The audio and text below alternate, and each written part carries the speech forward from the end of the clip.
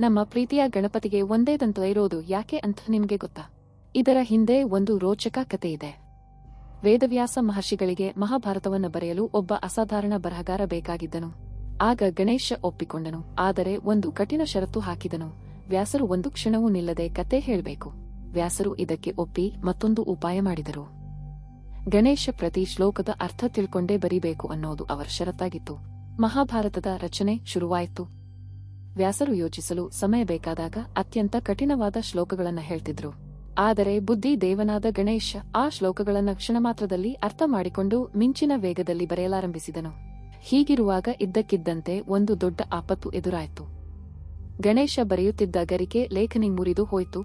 ವ್ಯಾಸರು ನಿಲ್ಲಿಸುವಂತಿಲ್ಲ. ಗಣೇಶನ ಬರವಣಿಗೆ ನಿಂತರೆ ಈ ಪವಿತ್ರ ಗ್ರಂಥ ಎಂದಿಗೂ ಪೂರ್ಣಗೊಳ್ಳುತ್ತಿರಲಿಲ್ಲ. ಸಮಯ ಓಡ್ತಿತ್ತು. ಆಗ ಗಣೇಶ ಸ್ವಲ್ಪವೂ ಯೋಚಿಸದೆ ತನ್ನದೇ ದಂತವನ್ನು ಜೋರಾಗಿ ಮುರಿದು ಲೇಖನಿಯನ್ನಾಗಿ ಬಳಸಲು ಶುರು ಮಾಡಿದನು. ತನ್ನ ದೈಹಿಕ ರೂಪಕ್ಕಿಂತ ಕರ್ತವ್ಯ ಮುಖ್ಯ ಎಂದು ತೋರಿಸಿದ ಆ ವಿಘ್ನೇಶ್ವರ ಮಹಾಭಾರತವನ್ನು ಯಶಸ್ವಿಯಾಗಿ ಪೂರ್ಣಗೊಳಿಸಿದನು. ಜ್ಞಾನ ಮತ್ತು ಕರ್ತವ್ಯದ ಮುಂದೆ ದೈಹಿಕ ರೂಪ ಕೇವಲ ನಗಣ್ಯ ಎಂಬ ಸತ್ಯವನ್ನೇ ಈ ಕತೆ ನಮಗೆ ಬೋಧಿಸುತ್ತದೆ. ಹೀಗಾಗಿಯೇ